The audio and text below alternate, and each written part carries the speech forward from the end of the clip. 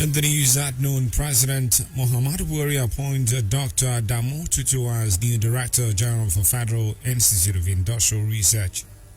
Federal government moves to end ASUU polytechnic lecturer strike, begin arrears payment.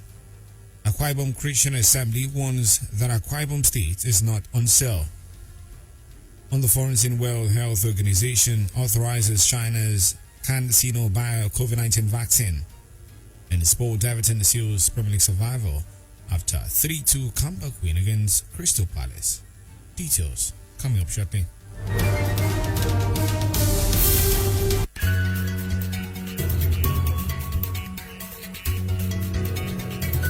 Good afternoon, welcome to the news on Planet Radio 101.1 FM with you. I am Bright James.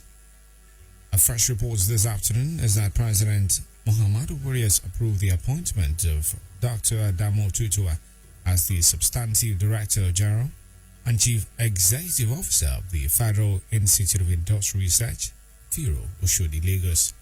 This is contained in a statement signed by the Permanent Secretary of Federal Ministry of Science, Technology and Innovation, Monilola Udo, in Lagos. The statement said that Tutuwa was the Director of the Biotechnology Center of the National Biotechnology Development Agency, Jalingo Taraba, until her new appointment. According to the statement, Tutuwa's vast experience in science research and development would come in handy as a veritable tool to give FIRO a further push into the Commonwealth of renowned scientific, technology, and research nations. In the meantime, 83 million Nigerians are set to be covered as President Munammadu Buhari signed the National Health Insurance Authority Bill 2022 into law. This is according to a statement released by Presidential Aide Garba Shehu, who said the bill repeals the National Health Insurance Scheme Act Cap 42, Laws of the Federation of Nigeria 2004. Garba Shehu quoted his principal as saying during the signing of the law that the fund would be set up to ensure coverage of 83 million poor Nigerians who cannot afford to pay premiums as recommended by the Lancet Nigeria Commission. Buhari noted that the authority will liaise with state government health insurance schemes to accredit primary and secondary health facilities that enroll Nigerians into the scheme. This is part of moves to ensure the delivery of quality health care. The new act also enables the authority and state governments to develop information management systems and digital records to enhance data collection, monitoring, and quality assurance.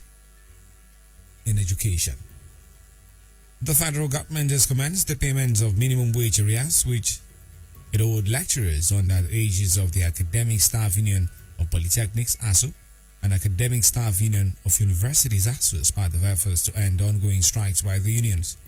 The national president of ASSU, Dr. Anderson Ezebe, and the chairman of ASSU, Futsmina, Dr. Bulan Balarin, confirmed this in separate interviews in Abuja and recalled that the two unions are currently reportedly on strike following the inability of the government to meet their demands, including the payment of minimum wage arrears and release of revitalization funds, among others. While ASSU commenced its strike on February 14, 2022, ASSU is currently on an initial 2-week warning strike. Confirming the payment, Zebe said that was just the beginning as the government has started responding by paying the salary and minimum wage arrears. However, he said it is just one of the demands, so they have not reached anywhere as government has not attended to the others. Back here, Akwa Ibom Christian Assembly, AKA, has stressed that it will always stand for what is right, just, and ultimately what God wants in the 2023 leadership race in Akwa Ibom State, reiterating that the state is not placed on sale. Speaking at its one-day prayer summit held at Destiny International Missions, the chairman of AKA, Archbishop Cletus Bassi, noted that come 2023, people of the state will not vote parties but personalities that God endorses who will turn around the fortunes of the state.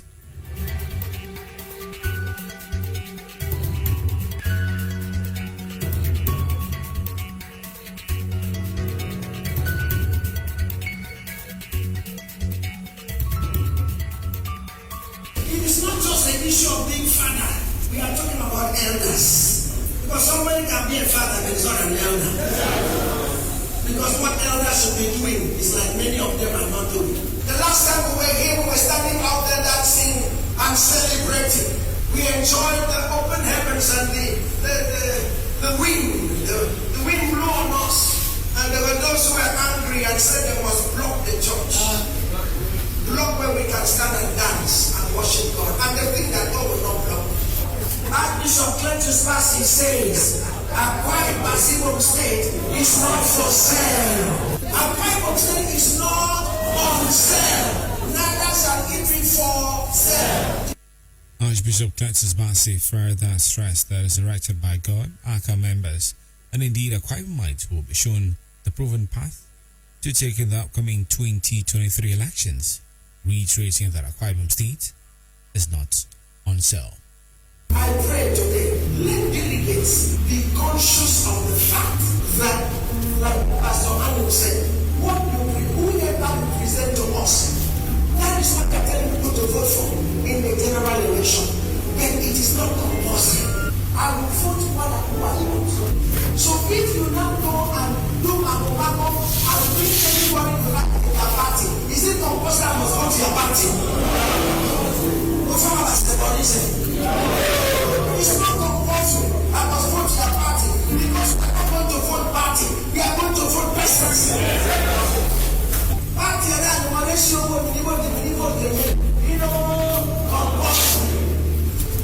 This is going to be the first election in our Bible that will be purely based on personality.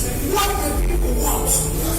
Meanwhile, the ACA chairman, before his speech, unveiled an octogenarian Bishop Paul Ekpo as the all-new president of the elders and gatekeepers in Akwa Ibom State, who during the speech, the leadership of Nigeria go will take over and take control. Meanwhile, they collectively implored Akwa Ibomites and indeed Nigerians to get their permanent voter cards PVCs ready in preparation to exercise their franchise come 2023.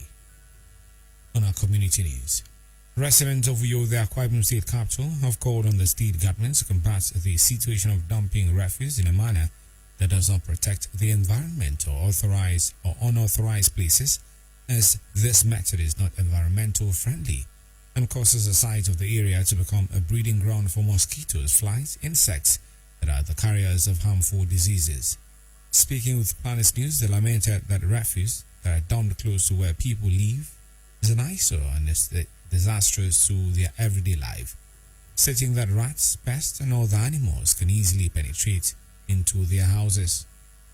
The improper disposal of waste in our environment, it is an eyesore, and as a driver, there's some areas that I cannot access anymore, like the Odobe that leads to Ikot Road and the streets beside GT Bank, due to the fact that these wastes have been disposed and now they are being brought into the road. People can no longer pass along CanSinoBIO road. It is unhealthy for the environment, which can cause disease outbreak if proper sanitation is not done. Very, very bad. Where we are dumping refuge right now is very, very close to our environment. Each and every man knows that refuge should not be dumped in the environment that people are living. This is what has been going on around us.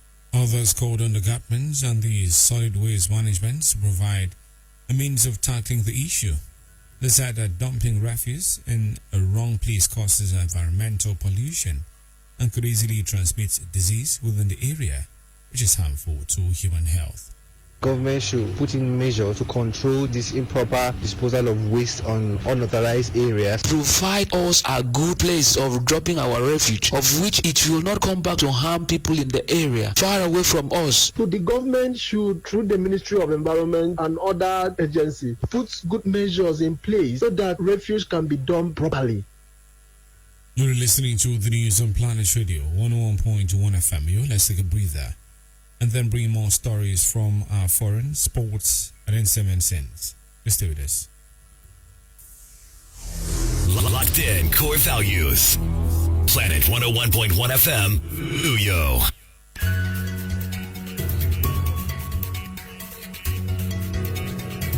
Thanks for staying with us. Now, on the foreign scene, the World Health Organization, WHO, has authorized the use of Chinese manufacturer CanSinoBIO's single-shot COVID-19 vaccine the 9th jab to get the WHO green light. The WHO granted emergency use listing EUL to the Tianjin-based firm's COVID-19 vaccine as China battles a resurgence of the virus triggered by the Omicron variant. It is the third Chinese-made vaccine to be approved by the WHO after Sinovac and Sinopharm.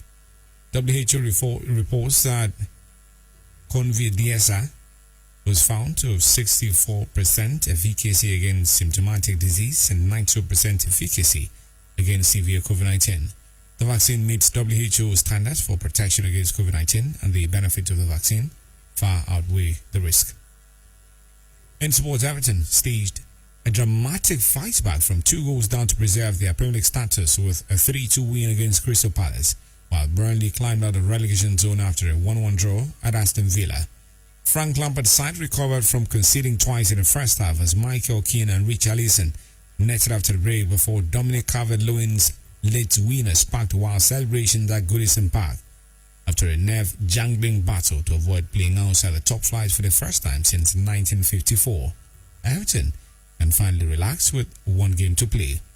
Everton are 4 points above the relegation zone, leaving 4th bottom Burnley and 3rd bottom Leeds United scrapping for survival. Now on the entertainment scene, Nigerian singer, songwriter, record producer Omale is back with a groovy tune and enticing visuals. Omale has released the 3rd single from his upcoming debut album, Boy Alone. Omale recruits talented music producer P Prime for Woman after releasing Understand and recruiting Justin Bieber for Attention. Woman features sultry sonic textures over a smoky production. Oma's captivating voice flutes towards the unforgettable chorus as it fulfills his promise. Everything I do is for my woman. Meanwhile, the accompanying video shot in Lagos depicts the global phenomenon in a luxury automobile surrounded by beautiful models. It's been the news on Planet Radio 101.1 FM. But before we go, a recap of the major stories.